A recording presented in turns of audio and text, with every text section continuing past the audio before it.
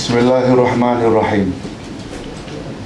Alhamdulillah wassalatu wassalam ala Rasulillah, amma ba'd. Hadirin dan hadirat rahimakumullah, Assalamualaikum warahmatullahi wabarakatuh.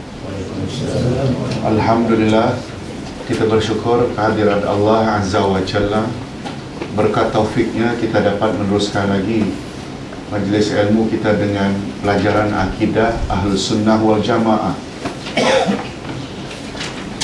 Dalam pertemuan yang lalu kita telah membahas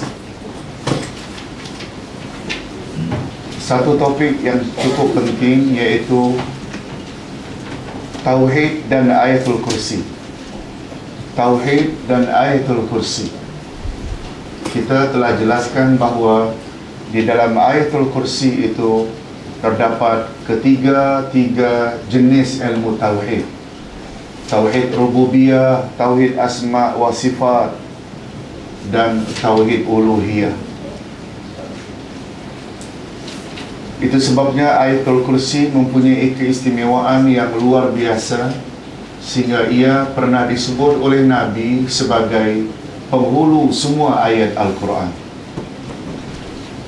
Bila disebut penghulu tentu istimewa, sebagaimana Jumaat penghulu semua hari dalam seminggu, Ramadan penghulu semua bulan dalam setahun, Hari Arafah penghulu semua hari dalam setahun, Lailatul Qadar penghulu semua malam dalam setahun, Nabi Muhammad penghulu semua Nabi dan Rasul. Nah, ayat-ayat Quran yang 6,000 ayat lebih itu penghulunya adalah Ayatul Kursi, iaitu ayat 255 dari surat Al-Baqarah. Nabi Muhammad SAW pernah menyebut tentang kelebihan Ayatul Kursi. Siapa yang mengamalkannya setiap selesai salat fardu, maka tidak ada penghalangnya untuk masuk syurga kecuali maut.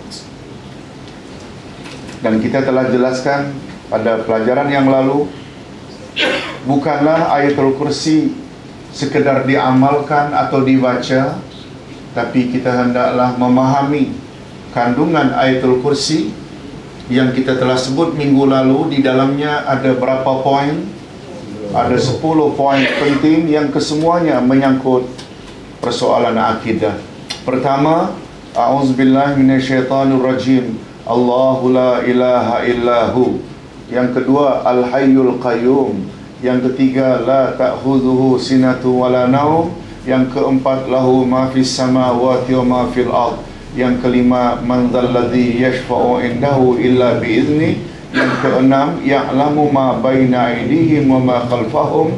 Yang ketujuh, wala yuhituna bi syai'in min ilmihi illa bima syaa. Yang ke-8, wasi'a kursiyyuhu samawati wal ard. Yang ke-9, wala yauduhu hifzuhuma. Yang ke-10, wa huwal aliyyul azim.